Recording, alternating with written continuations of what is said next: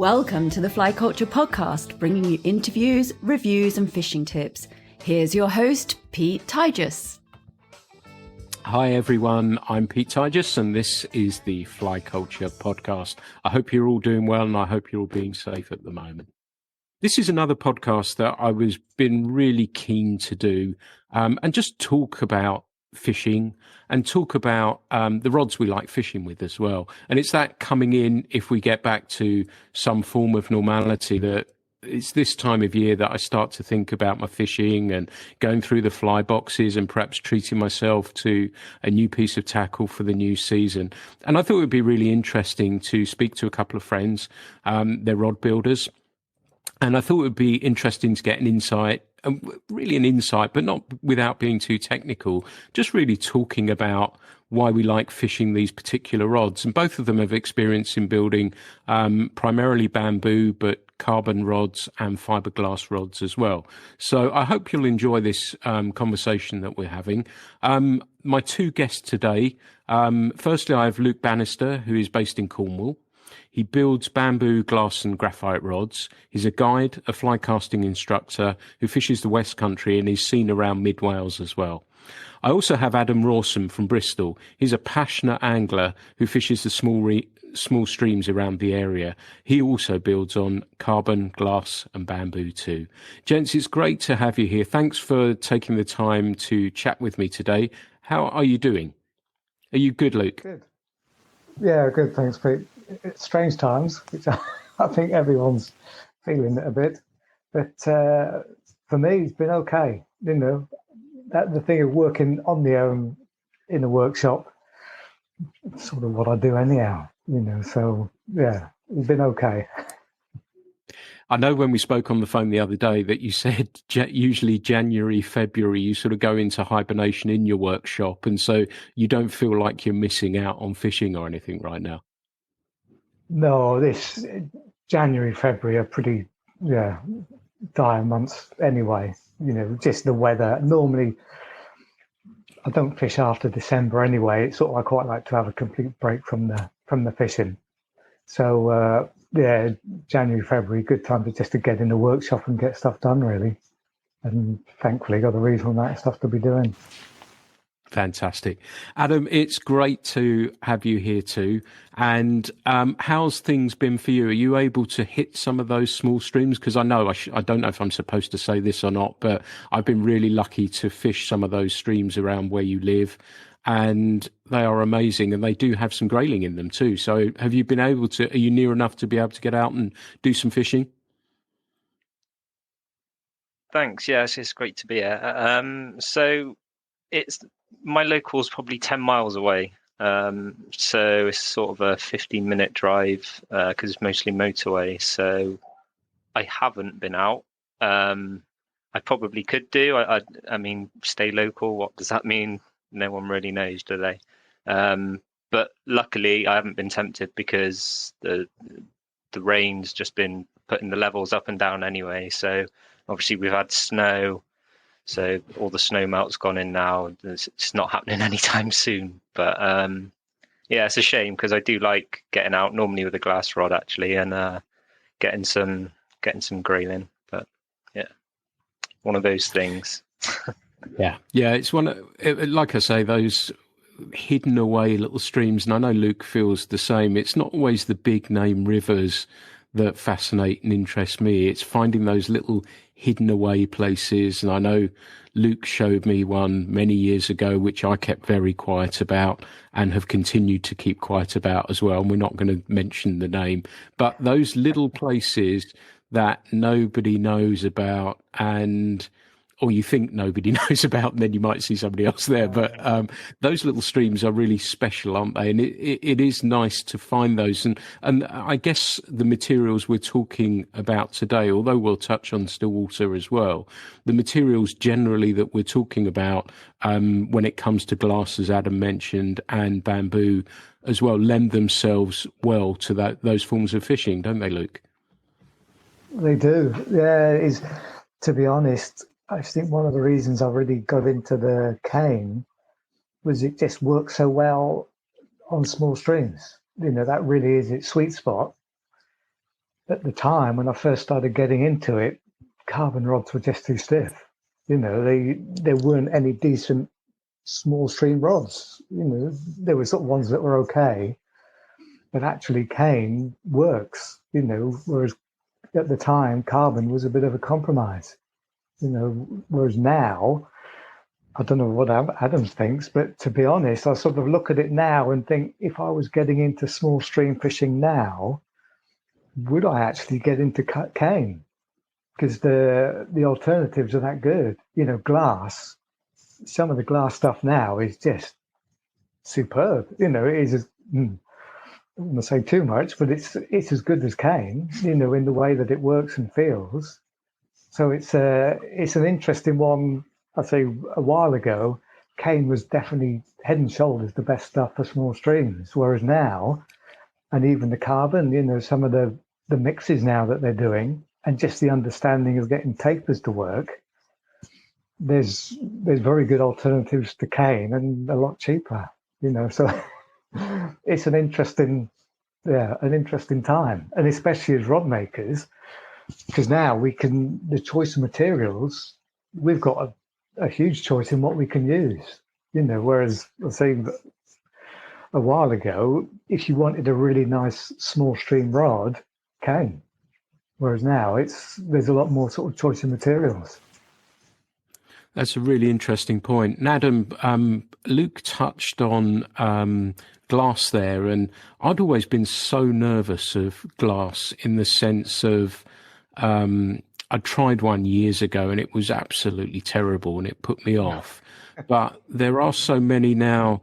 The introduction, I guess, of fast glass has revolutionized or brought a second coming for glass rods as well. And also, I guess, in some respects, they may be a little bit more robust than bamboo, and you wouldn't need to worry perhaps in quite the same way. Are you seeing that, the similar sort of thing that Luke's saying, that the drift obviously into bamboo, but also into glass rods too? Yeah, absolutely. I mean, there's no doubt that, and when you look at the three materials, you've got bamboo, the glass, and the carbon or graphite. That essentially we're talking about two different versions of each of those things, because you've got the e-glass, which is the old stuff, the stuff that you're on about that's generally wasn't very nice to use. It was just like that. And then you've got the fast glass, which is the modern stuff. With carbon, you've got the old stuff that was pretty much every rod was virtually just fast action, really stiff, all in the tip. So it didn't really lend itself, like Luke was saying, to small streams. And then you've got the more modern stuff where they've kind of slowed everything down, which works better. And then for bamboo, you've got the old vintage stuff, which is heavy. Generally, there were some exceptions, but it's heavy and again very slow. And then the more modern bamboo rods, the response time is a bit quicker, but still having that sort of relaxed feel for the small streams. But definitely there's been a shift towards glass, probably for the cost saving, how they perform, like Luke says, they are closer to bamboo. I don't really agree with the strength, sort of delicate nature of bamboo. I always say to customers, I've never snapped a bamboo rod, but I've snapped plenty of carbon rods. And I don't look after them. I'm still crawling through brambles with them and stuff and walking into trees, but they just tend to give rather than snap, in my experience. But yeah, fiberglass is definitely a tougher material, definitely more tough than carbon because it's not as brittle. Yeah. But yeah, it's strange how it's shifted back to that sort of way. But they're definitely two different materials, like the old glass and the new glass, like I say. Yeah, that's what's made me really interested in them, I have to say, and I'm going to dip my toe at some stage. I can feel it's coming. So I'm looking forward to that. It was interesting in the carbon that you talked about, that the move away from those stiffer rods. Do you think that's a function of trend, or do you think it's a function of design, in the sense of you can only take a rod so far in its how stiff you're going to actually make it? And I guess if it's becoming stiffer and stiffer, then as a result of that, it could be perhaps a little bit more brittle. And so do you think that there has been a shift away from that stiffer action rod for a number of reasons, but also that anglers, perhaps they're listening, I'm sure they do, to anglers as well, in that sense that they don't really want these super stiff clubs to cast a fly line? What do you feel about that, Luke? It's probably a combination of all of them, really. I think there's definitely probably a much better understanding of design now, and also casting. You know, you look at the standard of casting now in everyone is a lot better. You know, people are definitely have a better understanding of what's going on, and I think the manufacturers, I think they're making better rods, to be honest. You know, and an understanding of the material as well. I think initially it was, we can make this really stiff. Let's make it really stiff. And so that was where it was just who could make the stiffest rod, which, okay, well, even on reservoirs, it's not ideal. But stiff rods were okay because that's what everyone thought you needed. But then over time, as it evolved and people started reasoning, well, no, actually, you need to be able to load the thing to get it to cast properly. So that then there was sort of the development started, and they slowly became more manageable, really, sort of soft. They bent more, you know, sort of, because there's the terms that you quite often hear is a sort of stiff and fast. I think initially it was the drive was for stiffer rods, then it was for faster rods, and then it was for sort of rods that would bend deeper, you know, more friendly fishing rods, basically. Because I'm sure we've all done it with fast or stiff rods. Is cracking fish off if you're fishing short distance with a stiff rod. It's okay if you're hooking small fish, but it's when you hook that, you know, that big grayling that takes them deep down and everything's solid, and you lift into it a bit sharply, and you know exactly what's happened, and it's just that's the thing. Whereas a softer rod, glass is brilliant for it. You know, is it just bends deeper, you know, so you can just load on the fish and you're into them, really. So I think it's been a long process, but I think it's a combination of people's understanding. The manufacturers definitely getting better and sort of understanding what, I'll say, whether they're leading what people want or people wanting it and then manufacturers following in behind. I couldn't say, but they're definitely, rods now are an awful lot better than they were. You know, even we've had conversations, I'm sure, with you. I know I've had it with Gerald. Is these days it's very difficult indeed to buy a bad fishing rod. You know, even the really cheap stuff is okay, and the cheaper end of the manufacturers, you know, Vision, that sort of stuff, they're nice fishing rods. You know, for the money, for what you get in, they are really nice fishing rods, you know. So I think there's definitely a move in the right direction. Yeah. Adam, do you think it's been also technology's played a part in that, in that it seems as though resins, to me at least, that they're using on rods seem to have leapt on a fair bit over the last 5 years or so, with nano and everything else, kinetic and everything else that has happened. Do you think that and technology helping design rods more efficiently, do you think that's part of it, perhaps? Yeah, I mean, I haven't really been involved certainly in the carbon side of designing tapers so much, but definitely, I mean, technology comes on, doesn't it? The cloth quality as well, I'm sure, plays a part. All these different terms, nano and everything, I couldn't honestly tell you what a lot of them mean. And if all the different things, whether they are different or whether they're just the same, but it's just sort of a marketing ploy a little bit. But yeah, it's bound to have played a difference, just the same way it has with glass. I mean, I think the fast glass stuff you're talking about, it's sort of from a military background, where it's come from, whereas the original e-glass was sort of an electrical application. So it's not really surprising that it's come on so much, and technology, of course, has played a part in that for sure. Yeah. So we're going down the glass hole at the moment. We're going to pull it back a little bit as well, back to the carbon for a second. And Luke, you built me a 9.5 foot four weight, really, carbon rod, which I'm absolutely thrilled with, and fish pretty much exclusively now. Is it something that you've seen that there has been a sort of a change that people like myself and I'm sure lots of other people, I'm interested in rods that are slightly different from the norm, yet I can use for a variety of applications. Do you think, have you seen this sort of move towards longer, lighter line rods? Yeah, to a degree.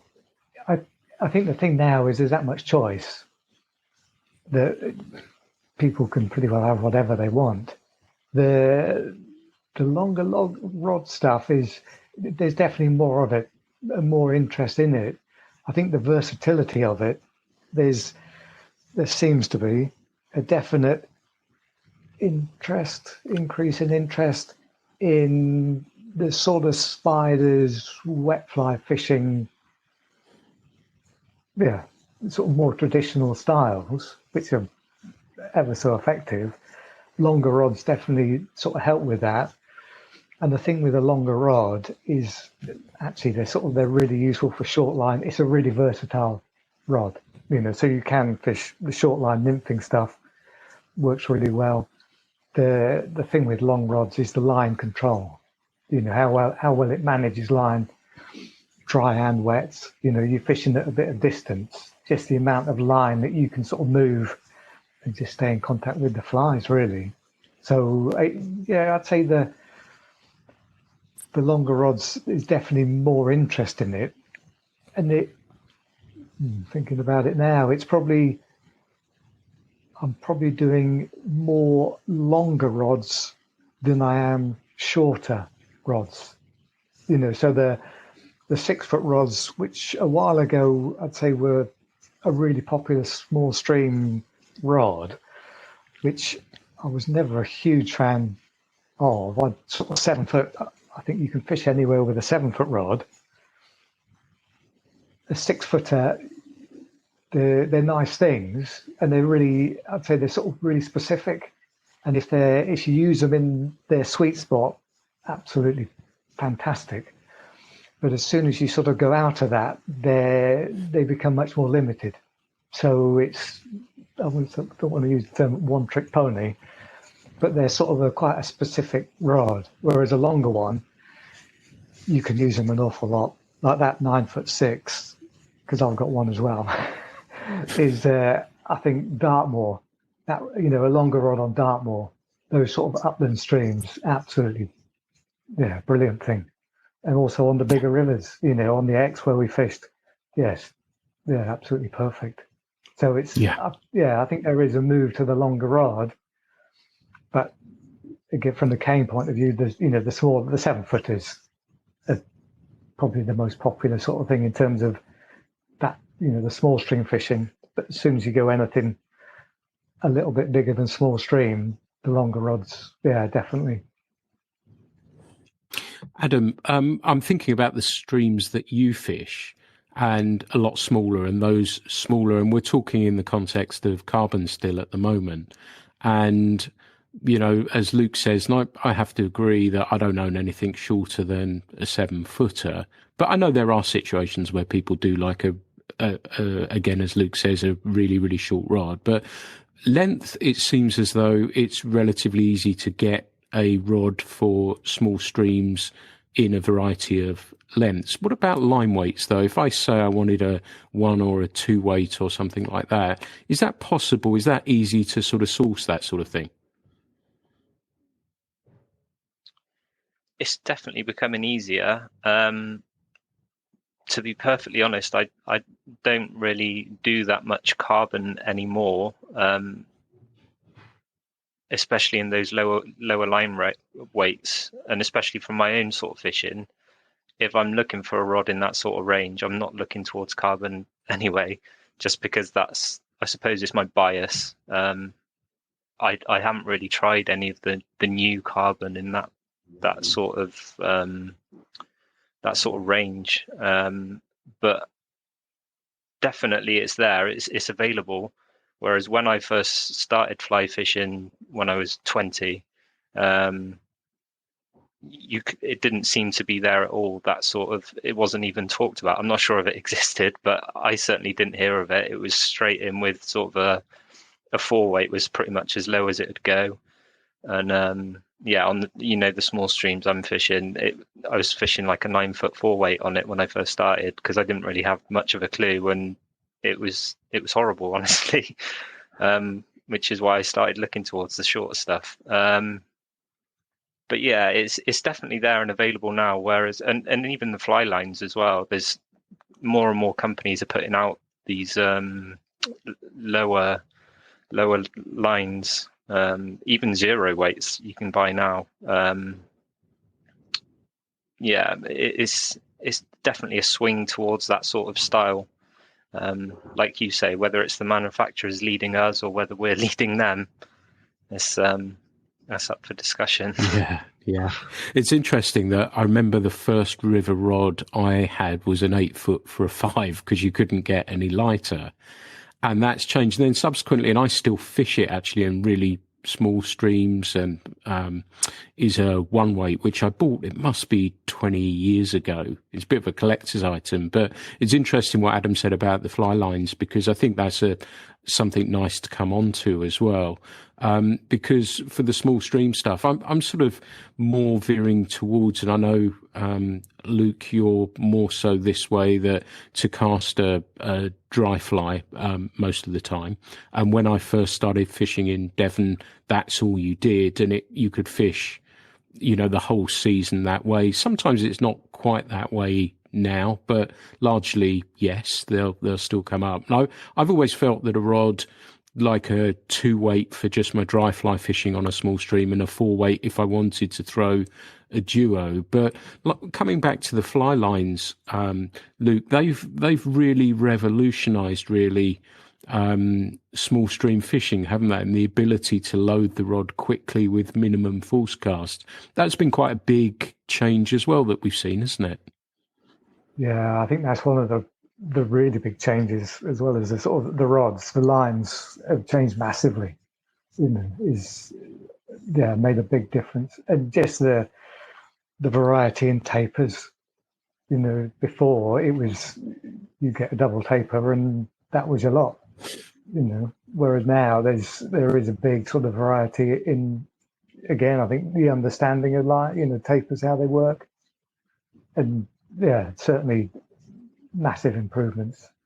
It's an interesting. The line weights is always an interesting one for me.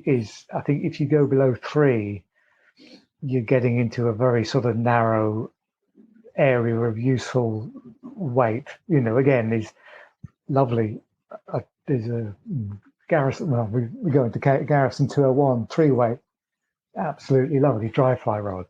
Just that on a nice warm evening in the summer, not too much breeze. Absolutely superb. But that's what it's really good at. Some of the other stuff, or the other lines that go lighter, personally, I think they're all 3 weights, or they're sort of around the 3 weight with a different number written on the box, sort of thing. You just look at how the grain weights go down. It's is it 20 grains a line weight, I think it is. So as you go down, it's like 30 feet a line, you're going to get very light to get, one weight. I've never actually weighed a one weight. Normally, I actually weigh fly lines. I've never bought one, so I haven't weighed it.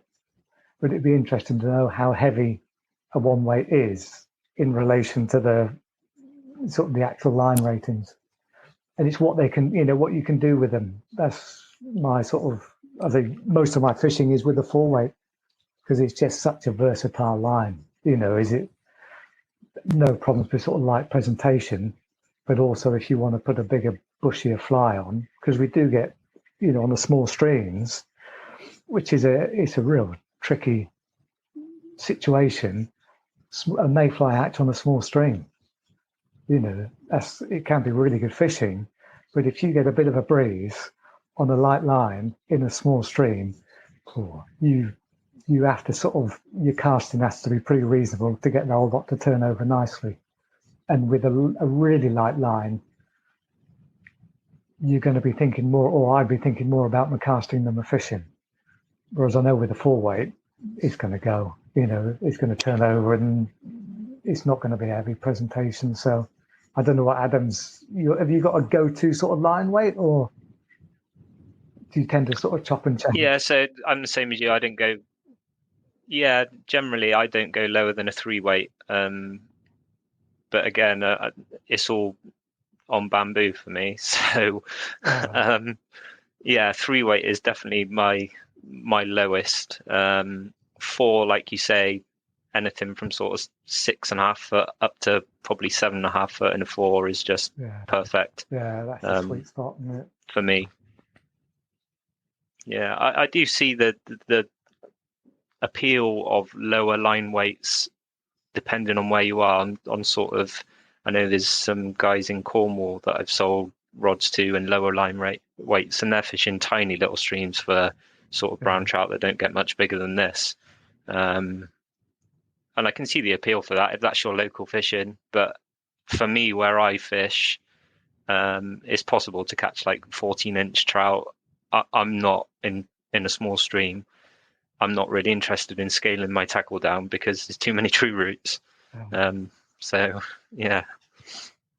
I can see the ultralight stuff. I can see all the ultralight fly line, not so much leaders, but the ultralight fly lines. You can see the appeal, just the pure simplicity of it. Because those ultra thin fly lines, a lot of them don't actually really use leaders. They pretty much go into tip it, or just tipping the tip it, stepping the tippet down once, and that's your setup. Well, that's a really easy, which simple is good. So I can certainly see the appeal of it. But personally, my fishing is, I'll chop and change that much in the course of my day's fishing. A light line sort of limits. I feel a bit limited if I've got a 3-weight line on.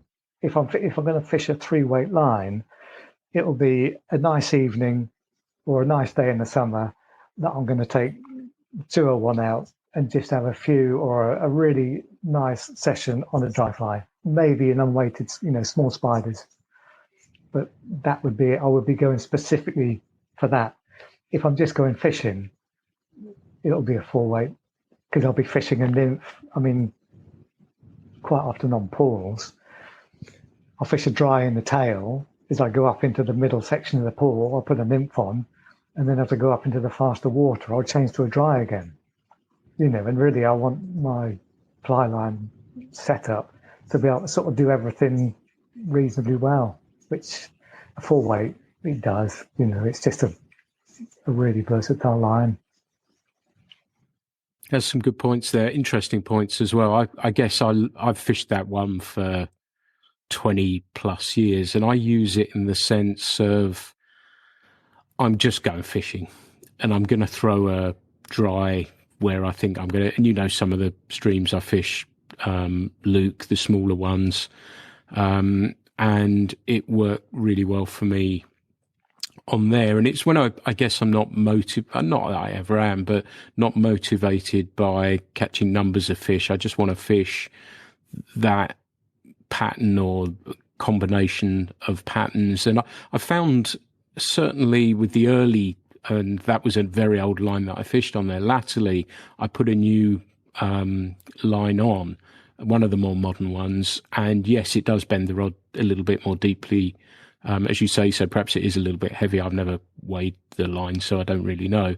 But I found that I could hang a relatively light nymph off there as well, should I needed to. It did obviously affect performance of the rod a little bit, but I kind of just enjoyed, and I guess part of me thought, well, it's kind of cool saying you're fishing a one weight. I was fishing it for appropriate sized fish as well. So my friend Perry, when I fish his, I fish a little 2 weight, and we just fish dry flies, and I really enjoy that. But yeah, I like the idea of, as you say, Luke, when it's a summer's evening or whatever it is, and you say, yep, I'm going to get this one down and fish this one and enjoy that one. And I think that's one of the nice things about this conversation, that we're covering so many bases on different options that perhaps people do explore themselves, and this resonates with them, or it's something they've been considering. And while I've been doing this and the magazine, that I'm getting the sense from people that they are looking,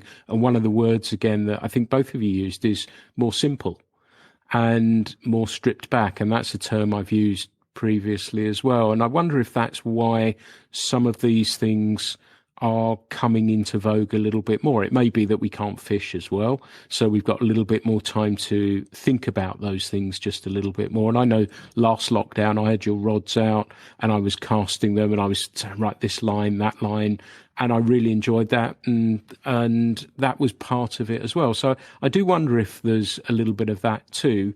We're going to come on to the glass rods as well, and that's been quite a big renaissance. And a couple of the motivators, I think, for that may have been Cameron's fiberglass manifesto, what Cole was doing with Epic rods down in New Zealand as well. Adam, do you see those as some of the driving forces behind the second coming, I guess, alongside the F-glass being more available? Do you think they were some of the motivations, or do you think there was a little bit more with that as well? Definitely. I think, like you say, the fiberglass manifesto, I remember, I don't know, it must be a decade ago now, maybe, on Instagram, definitely following the fiberglass manifesto and turning out all these things, posts about, and blog posts as well about all the rods available, certainly in America, and they made it seem so appealing. And with that, the availability of them seems to have taken off as well. And it's not just them saying, look at these colourful rods. They're good. They're really nice to use. They're not like the old glass. You mentioned Epic rods and CTS as well. They're making brilliant rods. They're kind of bridging that gap even more between carbon and cane. And it's less expensive. It's just it's good stuff.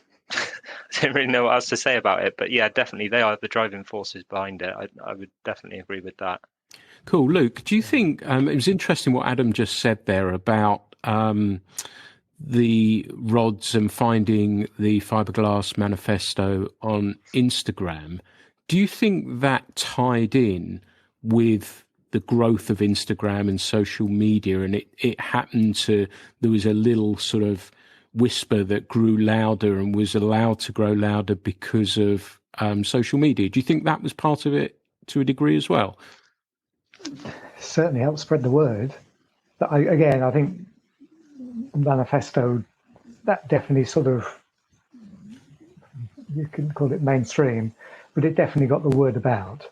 You know, that was sort of, people started sort of coming across it.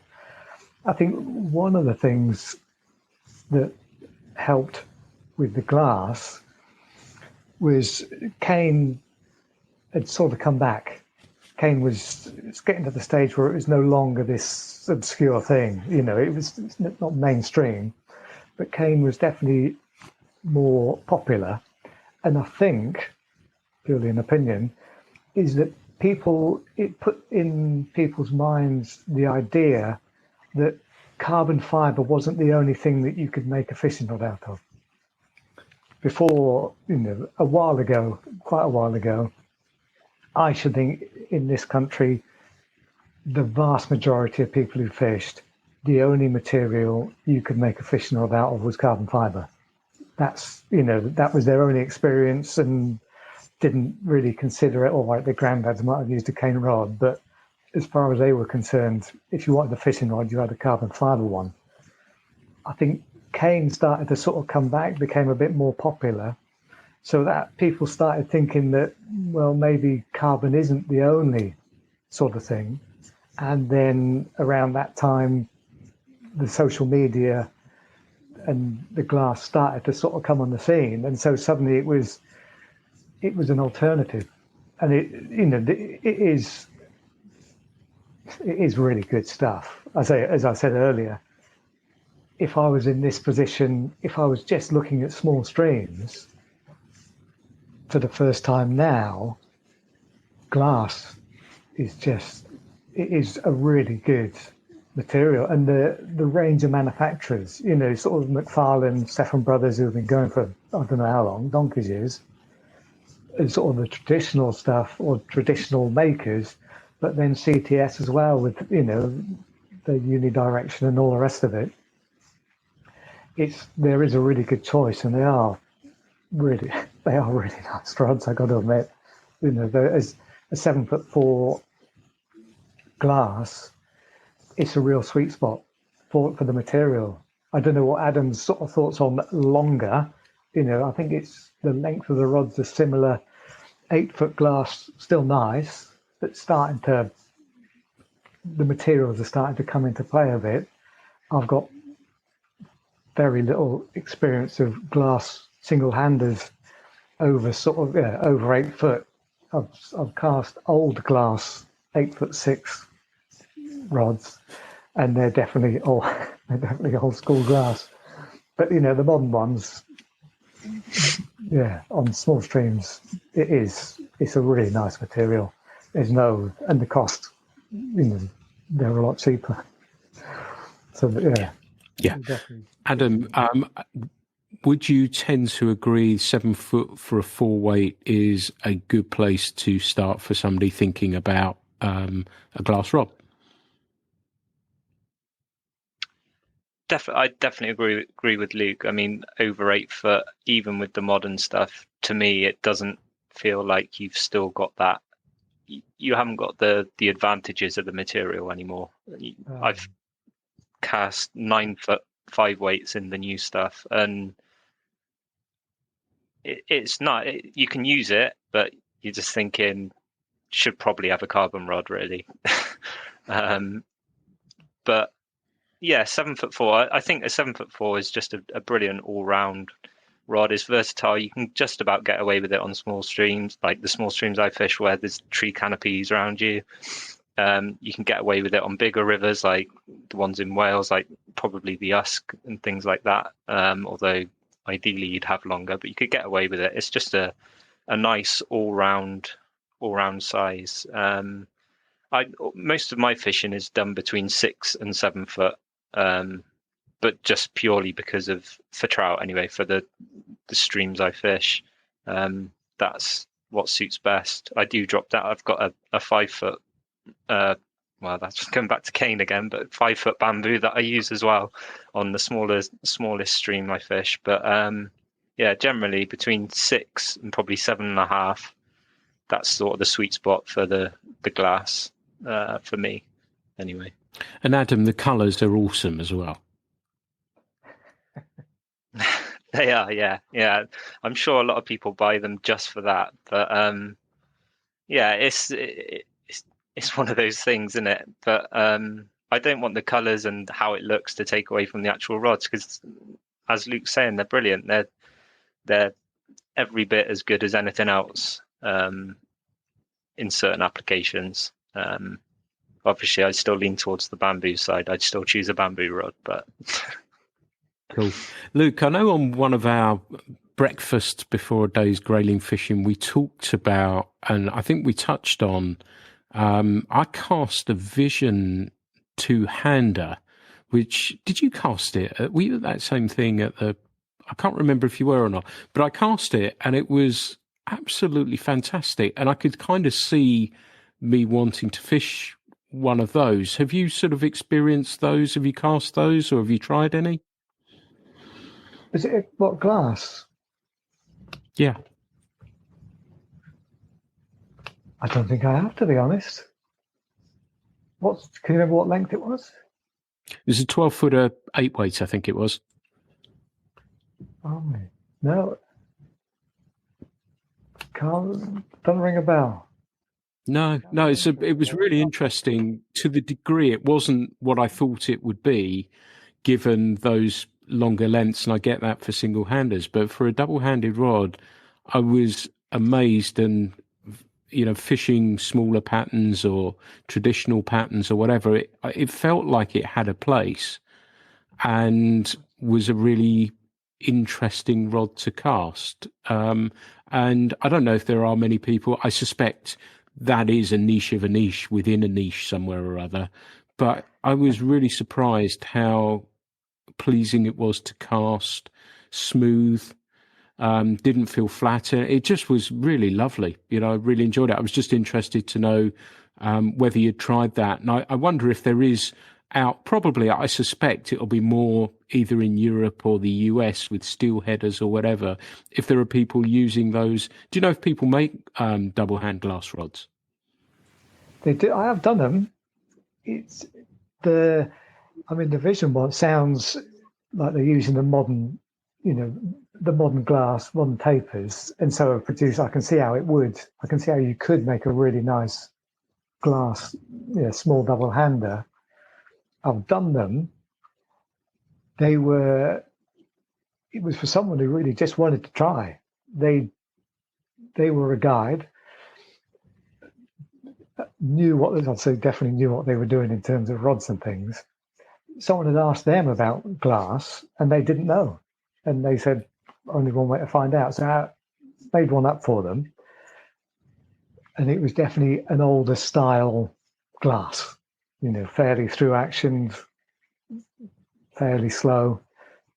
But you could see he was like, yeah, that's not an everyday fishing rod, but sort of a daytime sea trout, double hander on the bigger rivers in Wales. Lovely. It's those things that some of the rods, you couldn't necessarily call them bad rods, but they become much more specific in their use. Whereas personally, a really good rod is, like Adam was saying earlier, that you can use in a lot of places, a lot of situations. This probably isn't a good thing for someone who sells fishing rods to say, but I think you're much better off having one rod that inside out, that you fish in all sorts of conditions and exactly how it's going to work, whatever the conditions you're going to come across, rather than having 6 different rods that, some of them you only use once, twice a year in bad conditions. You're not really going to be that familiar with it. I'll say that. That's probably not a good business model, but that's my sort of thing is when someone's sort of talking about rods or, coming to me for rods, generally I say, what's most of your fishing? What's most of your fishing going to be? Get the rod that does that best. And then, okay, other times it'll be a bit of a compromise, but it'll still be fine. Rather than trying to sort of get loads of different things to fix. Because I say the more specific the rod, okay, it'll be brilliant when it's doing that one thing. But as soon as you take it outside of that comfort zone, it's going to be it's just hard work, which I don't want to be working hard when I'm fishing, Yeah. It's supposed to be fun, right? Well, exactly. Yeah, that's why we go. Yeah. Okay, well, that was really interesting chatting about the glass, but I know Adam's alluded to it a few times, and Luke too, and me. Let's get on to bamboo. Adam, sum it up for me. What is it that ticks your box for bamboo? What is it makes you passionate? What makes you want to build those rods? What makes you want to fish them? What is it you love so much about them?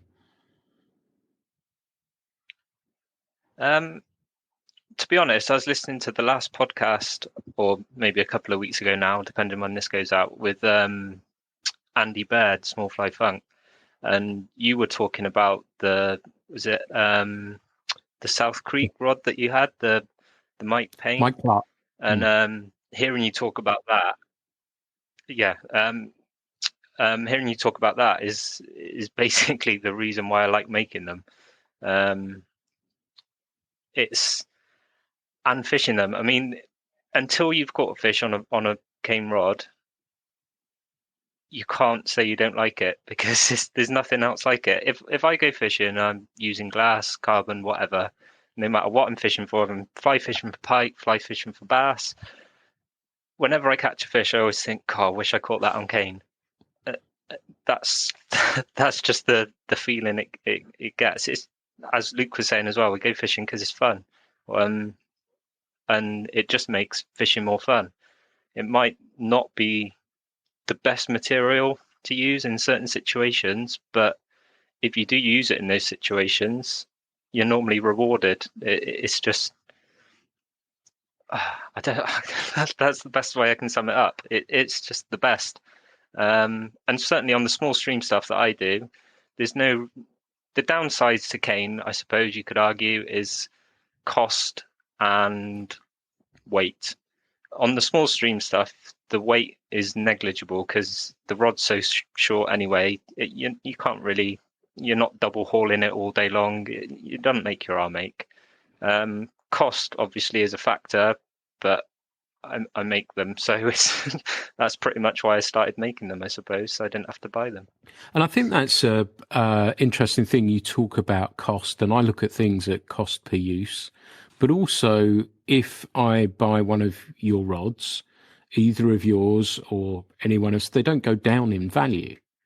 So they're not going to, it's not like the new car syndrome, or perhaps in some cases a new carbon rod as well, that will drop in value. I suspect yours do not do that. They hold that price. So even though you've spent that money, you've got the enjoyment, you've supported a craftsman, and you've got something that you're going to enjoy using for many, many years.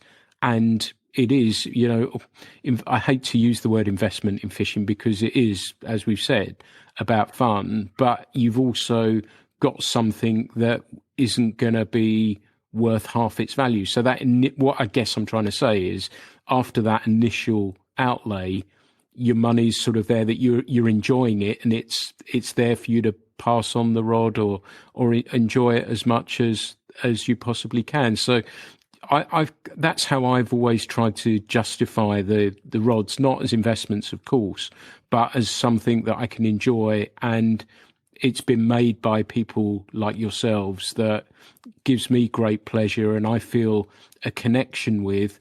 And I've come back very strongly towards fishing bamboo again, given the last lockdown. It's always been there. And I know, Luke, we met over a shared love of bamboo and started talking about stuff and then fishing together. And I've been fortunate enough to have some of your rods as well that I enjoy fishing with thoroughly. And what I wanted to get was a sense from you, Luke, as well, that what does it mean to you? And I know for Adam, it was a difficult one to sum up because it's a difficult one if you haven't experienced it yourself. But how would you, for somebody who's bamboo curious, what does it mean to you? And can you explain that? Probably not very elegantly. It's a tricky one. I think Adam hit it on the head. Is until you hook a trout on a cane rod, you're not going to get the real benefit. It is extraordinary.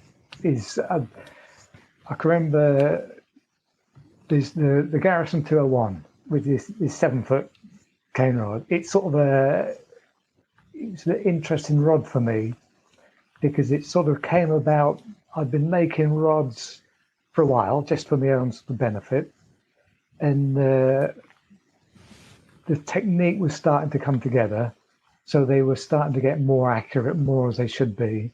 The understanding of tapers was beginning to sort of come together.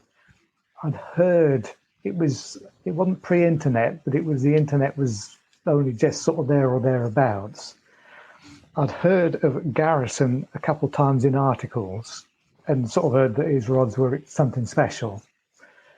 So actually went to the library and used the internet there and downloaded the tapers for a 201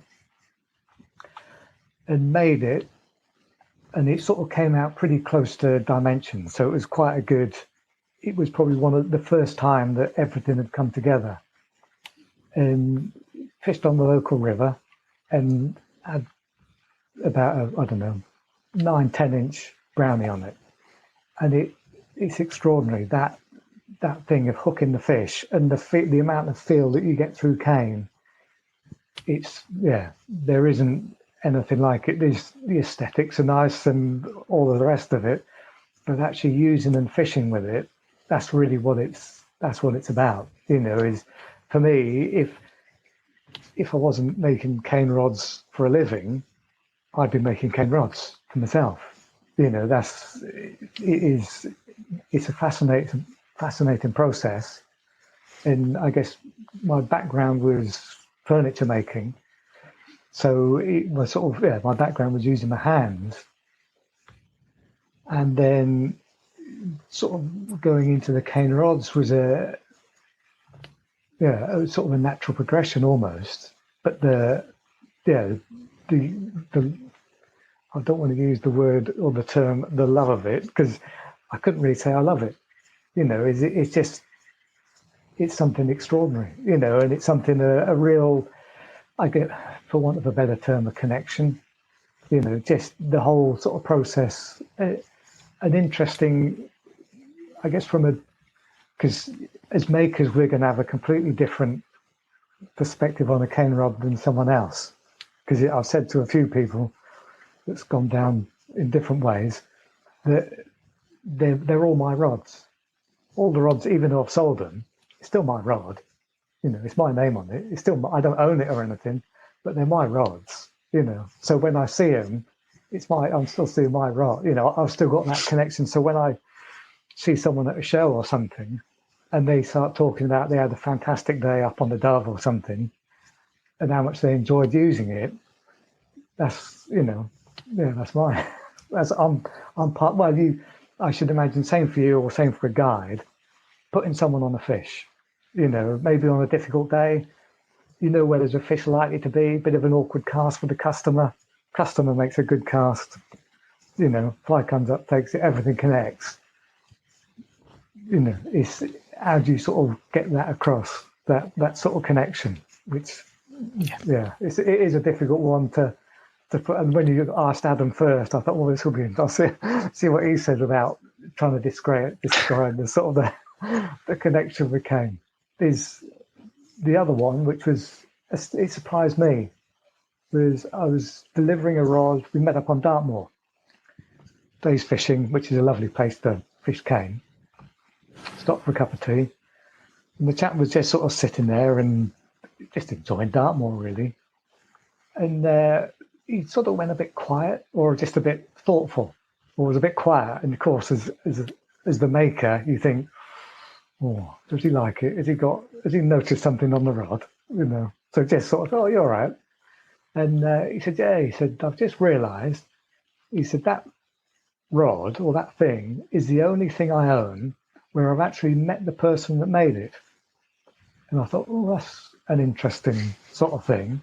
And it stayed with me. Well, it stayed with me all the time, because it is building a rod for someone. There is definitely you can call it a connection, but there is definitely an interaction, that sort of goes on for a long time. I'm sure Adam's had it where you bumping into old customers at shows and things. It is an interesting part of the process, really. So yeah, but in terms of why I love cane, it's just great. That's a good enough answer for me. That's a good enough one. I've made no secret of the fact that my entry into it was when I first read Trout Bum many, many years ago now, and that was it. And that started that passion for me that has always remained incredibly strong. Adam, do you find that people are coming into it along a similar route, that they may have read Girac and said, yeah, I get what he's on about, I'd like to experience that myself?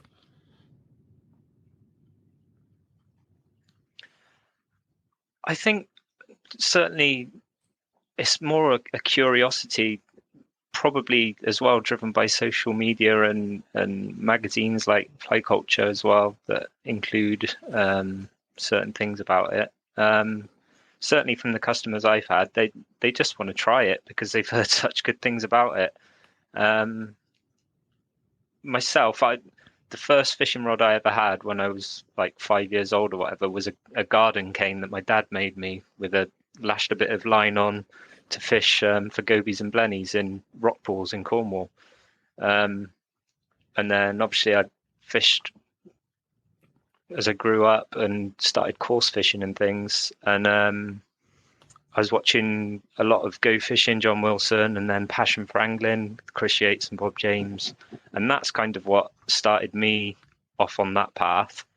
So I started buying cane rods off eBay, actually, and using them for course fishing. And that's where I sort of found how different they are, how nice they are once you actually catch fish. So then when I came into fly fishing, the first thing I did was buy, I think it was a 9-foot 5-weight Scotty rod off eBay, and I was using it to catch chub and dace and on the dry fly, and it was horrible to use, but once you actually hooked a fish, it was that same feeling. So yeah, that's sort of what got me into it. For other people, like I said, I think it's just a curiosity to experience it. And I always say to people that come to me, I say, even if you don't buy one of my rods, buy a modern rod, handmade rod, and you won't regret it. It's they're completely different from the rods of old, and they're just the best. I've got a Scotty, is it an 88? Yeah. Yeah, possibly. Yeah. It's an 8.5 foot 5 weight, something like that, that was the first one I bought to try it, and then, subsequently went down other routes from there. But that was quite interesting. But I still, as you say, when I played the fish, I got what it was about. And it is a really difficult one, and it was a difficult question for both of you, I know, but it is a difficult one to explain, isn't it? But it does make people, I find it hard to describe to people. The word, I think, again, coming back to Girac, and apologies for that, but I think he uses the word organic, and I think there is and the word you used again, Luke, connection as well, and you feel closer to your environment and that's around you. And I think there's an element of that for me too. And yeah, I'm finding more so and more so that that's the route I'm going for my small stream fishing now. If, Luke, I asked you what would be, and I know both of you make a number of different rods. I'll give you two. Give me two that would sum your rods up in bamboo rods.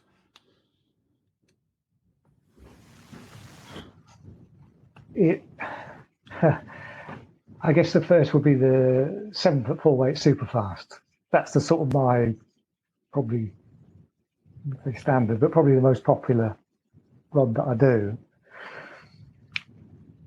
The second one, funny enough, it would probably be 6'10", which is almost the same rod, but the Leonard, which is similar, is, I'd say the Superfast is a modern, really based on modern sort of tapers, modern casting disc strokes, sort of trying to get similar, I won't say similar to carbon, but more suitable to a modern casting stroke, which generally are a bit faster and a bit sharper.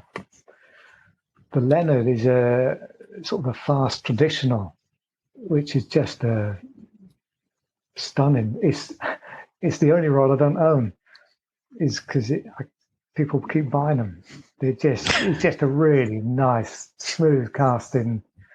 Yeah, just an absolutely gorgeous rod. And I think that's the thing with the traditional rods. There are the old, like we were saying about the old cane, that just pretty much the same action all the way through. Just the whole rod just sort of bends and slow, and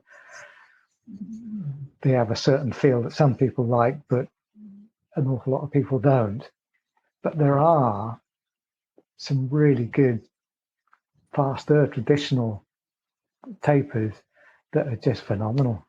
Just absolutely. Well, that's why they're still around. I think that's the nice thing now. A lot of tapers, all the tapers are online. All the good ones, people are using. The ones that, if it wasn't a very nice rod, people wouldn't measure it. They wouldn't take the dimensions, so they aren't really there. But a lot of the modern or the traditional tapers that are still around, really nice. I mean, a lot of it comes down to personal choice as well. That's the thing. Is what one person likes, another person might not like at all. But no, I would have liked to, when I give you two rods, I'd have liked to have given you two completely different rods, but actually they're both about 7'4" weight. Okay, you've had a chance, I guess, Adam, to think about this answer. So shoot me a couple that you think show, or your favourites that you build. So probably rather predictably, the first one's going to be a 7'4" weight,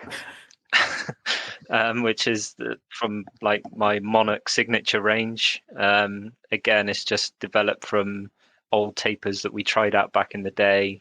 And obviously we tend to put the mortise butt on instead of just swelling the cane to sort of stop the action through the handle. We put a mortise in them, which is like inlaying other pieces of wood, basically, to make it look a bit fancier, I suppose. But yeah, that stops the action. It sort of makes it a bit more tippy, a bit less through. But also it's, for cane anyway, fast. And yeah, that rod it's a beast. It can throw a whole line if you want, or you can cast to sort of nice 10-yard cast or something like that. Not 10-yard cast, 10-foot cast if you wanted on a small stream. Other than that, my other favourite is probably the 5'3" weight that I do. Again, it's 2-piece or 1-piece. Probably the 1-piece is my favourite, although it's a bit of a pain to lug around. But it's worth it. As soon as you get it on one of those small streams where you're stood sort of up to your chest, the limit of your waders, the tree canopy's right over you, and you're still thinking, "God, this rod's a bit too long." One of those, but it's just brilliant. You can sort of cast it level with just above the water like that. You just get in all those spots where you couldn't possibly fish otherwise, and that's sort of the place where I tend to enjoy my fishing the most. And that rod is smooth. It'll roll cast, but it's still quite quick. Yeah, they're the two I'd pick. Definitely a bit different, 7 foot and a 5 footer, but yeah, and that 3 and 4 weight sweet spot. Nice. Well, that's been really interesting to hear about those.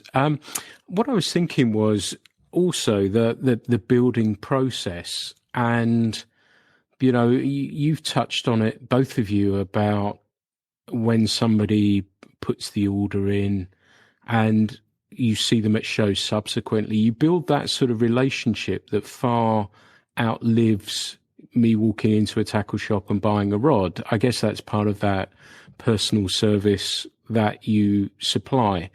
When you're building that rod, though, there must be, it's kind of interesting, because I'm just it sounds a bit poetic and it's not meant to be, but I guess there's part of your soul's going into that as you build it. I can imagine you in your workshops building those rods, and then that handover, it's sort of kind of, in some respects, like buying a piece of art from an artist. And I think it's similar in that sense that, you're there throughout that process. The person you're building for is in their thoughts, because I know, Luke, and I'm sure you're the same, Adam, you sort of talk to people about what they want and what they want to get from a rod. Is that in your mind when you're building that, and that moment when you hand it over, Luke, as well? Is that a sort of a special moment too? It's handing the rods over, a tricky one, really. It's, in a way, it's a relief, or it's it's the end of a process, and there's always are they going to like it? Is it going to be what they were expecting? It's a tricky one. I'd say it's difficult, and also to say when the process actually ends. I guess that's the thing. Is it because, all right, the building is the process of building it, but then there is still the sort of the thing of making sure that the person has got what they want, understands what they're getting. It's a bit like, why do you like a cane rod? Why do you like a cane rod? It's difficult to say when that process starts and ends, really. And it is, I say, handing rods over is a tricky one, because thankfully, it doesn't happen very often, but sometimes you do get customers that are a bit awkward, for whatever reasons, whether it's reasons from my side or, it can be sometimes that the customers are just problematic. That's part of any sort of commercial process. There's going to be elements to it that don't always run smoothly. So it's sort of, I think it's nice once they've had it for a while and been fishing with it, once they've had it and fished with it for a few times, and then if you contact them, or if you're in contact with them 6 months, when they've had it for 6 months, that's when it's nice to see them then. If they phone you, if the phone rings, if they've had it for a week and you see the number on the telephone and it's ringing, my thought process is, oh, I hope it's all right. It's not, oh, this is fantastic. It's, why are they phoning me? Are they phoning up to say, I've just had the best days fishing on my river, I absolutely love it? Or are they saying, oh, this isn't really what I was expecting? So it's not in a way, I guess, well, that is part of the process. There's no, you can't get away from it. So, Yeah, because I guess, Adam, it must be kind of interesting, as you say, that phone call afterwards, or if you happen to meet them, because I guess the risk sometimes could be that somebody's ordered a bamboo rod without ever casting one, and I know you guys would have advised them through that process, but I guess there is a chance that people suddenly think, oh, actually, it's not what I was expecting in that sense. And it must be so pleasing when you do hear, as Luke says, and you get that phone call from somebody saying, I've just taken it out, I love it, and that almost relief. But I guess there's a pride there too, isn't there? There is definitely, yeah, and I completely understand what Luke's saying. You never know what the phone call's going to say, but I've never had anyone, not touch wood, never had anyone say it's not what they wanted or not what they expected. Whether they're just being polite, I don't know, but it's never come back to me anyway. But what I really like seeing these days, obviously with social media and everything, you can see pictures of them being used every week on social media, on Instagram or something. And it's really rewarding to know that that's happening and people are enjoying them and doing what I wanted them to do with it, even though it's their rod, if you see what I mean. Because, I don't make rods for them to be hung on a wall or anything. They're all users. So yeah, when they're being used and people are happy with them, and you see them at shows when they used to happen anyway. It's really rewarding, and to know that the rod might even outlast you and be passed down. Some people ask for their children's name to be put on the rod, which I always think is really nice because they're already thinking they want to pass it on. So, it's there for the long term, and it's another reason why I make them. I enjoy that part of it. Just don't enjoy the phone calls where a reel seat's fallen off or something like that, which has happened once. I'll admit that. Cool. It's been fascinating learning a little bit about inside your thought process for these things. I know people can look up if they want to learn some more about bamboo rods or cane rods. I'll find this one. I think I've asked you this before, Luke. And again, because of my influences, I call them bamboo or cane. Really don't mind. Yeah, I'll probably call them cane. Yeah, probably call them cane rods. But who's likely to call them bamboo? Someone who's been listening to this will probably tell us what we've been using. But no, I don't really.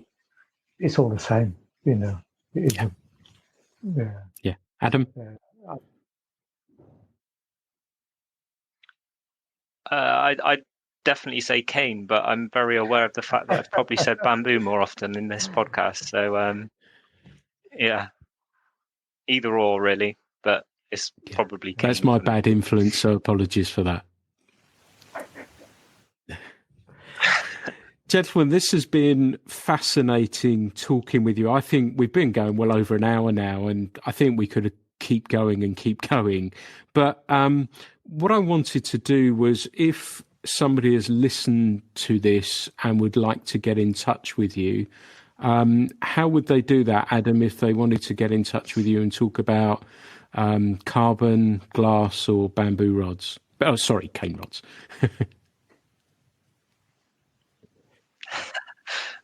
Just visit the website rawsonfishing.co.uk, or look me up on Instagram, Twitter.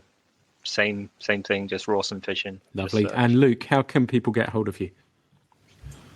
Basically the same. Email is probably as good as any, but the website's splitcane.co.uk. Just as I'm sure Adam as well. Well, and you are.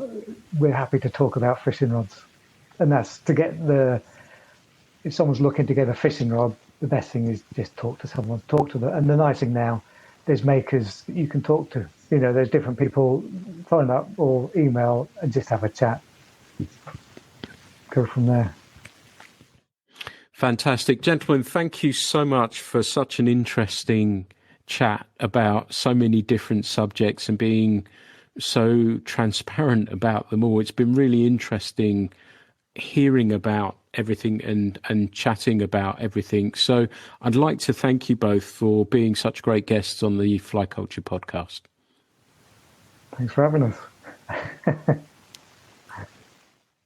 Thank you, gents, very much indeed. I hope you've enjoyed this podcast as much as me. Like I say, have a look at these guys' website as well, because the stuff that they're doing, I think, is really fantastic, and it's a little bit different. And in the world that we're living right now, it's these fascinating boutique builders that are just doing wonderful, interesting stuff, high quality, that I've used and love myself. And I hope you'll learn a little bit as well from this about the passion of two guys who are building quality products. So thank you so much for listening to the Fly Culture podcast. As ever, there will be plenty more coming. Please, if you've been enjoying these, leave us a review, subscribe to the podcast. I really do appreciate it. Thank you, everyone, as well, for the messages that you send. They really do mean a lot to me. And as you know, I always make sure I reply to them, but I really do appreciate it. So thank you for listening to this very latest Fly Culture podcast.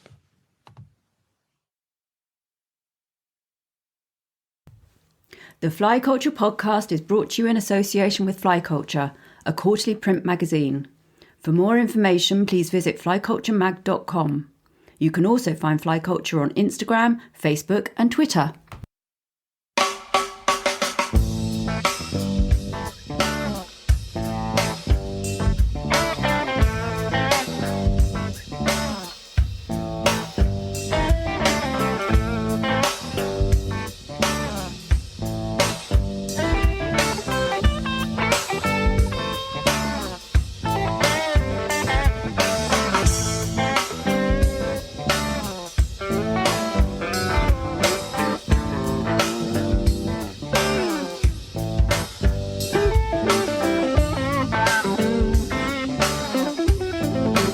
Bye.